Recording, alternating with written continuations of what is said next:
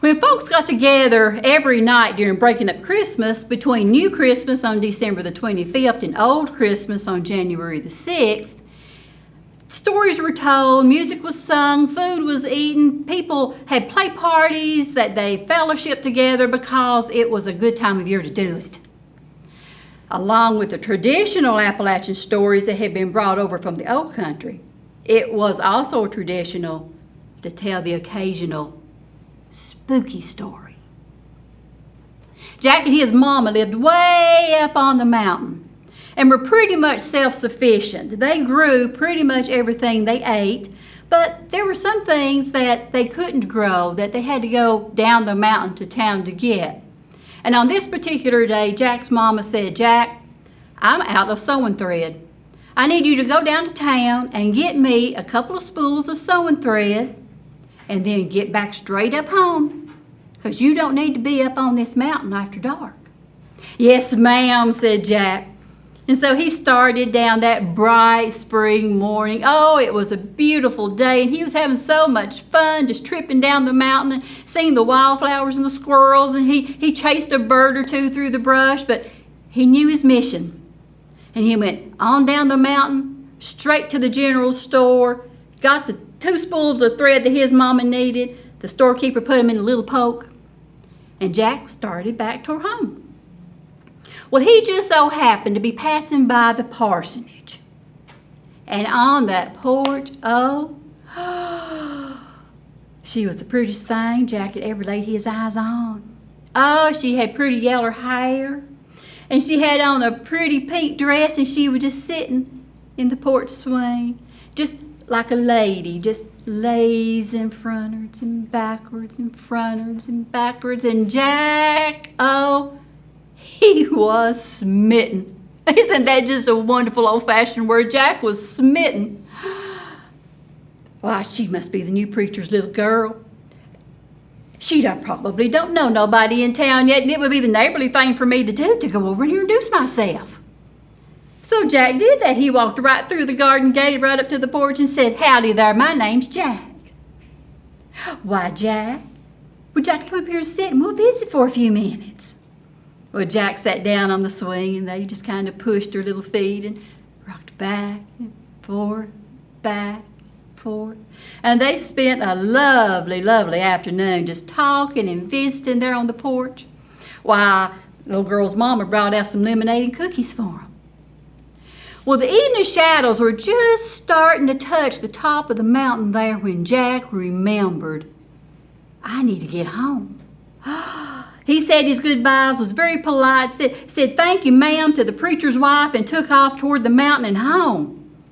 But darkness started creeping further down that mountain, and further down that mountain, and further down that mountain, and Jack knew that he'd have to do some powerful hard running if he was going to make it home before it got full dark.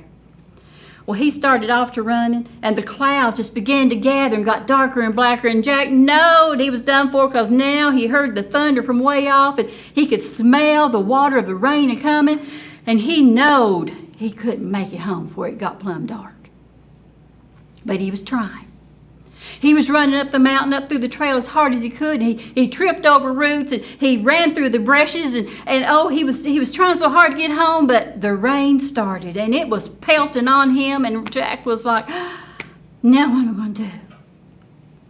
Well, he just happened to look over toward his right, and there through the thicket, he hadn't noticed that house. It was just an old cabin when he came down the mountain, but it sure was a welcome sight going back up. Well, Jack went over and knocked on the door, and there wasn't no sign of a light, no sign of a fire, and didn't look like anybody was to home. So Jack pushed the door open, and it was abandoned. There wasn't nothing in that cabin except a little wood in the fireplace. Oh, thank goodness, thank goodness. Well, Jack felt around on the mantel top, and sure enough, there was a couple of matches left. Well, he lit the fire up, and it started to crackle up, and Jack began to dry off and said, "I guess I'm just here for the night. Can't make it home when it's raining this hard." So he just settled down by the fire and watching it flickering when he heard a scratching up in the chimney. And it's scratching and a scratching, and all of a sudden, whoop! down into the embers, into the fire, was one of the biggest, blackest cats Jack had ever seen. And it shook the embers off and the ashes off, and it looked at Jack with its big yellow eyes, and it said, "Wait till Emmett comes." Well, Jack backed up a little bit and got kind of over here toward this corner. This cat kind of brushed itself off a little bit and shook itself and got over here in this corner. And Jack thought, well, I'll stay over here, and if you stay over there, we'll be all right. And so it got quiet, and he settled back down. Got an eye on that cat, though. When he heard some scratching in the chimney again, just scratching, scratching, scratching, and whoop! Down fell an even bigger and blacker cat, if that was at all possible that black could be blacker than black. And it shook the embers and the ashes off, and it opened up its big yellow eyes, and it looked at Jack and said, "Wait till Emmett comes." And it eased over in the other corner. Now, Jack wasn't real sure what he could do, because it was awful hard to keep an eye on both them cats at one time, but he was trying. And they'd settled down, and Jack had settled down to keep an eye on them, and whop!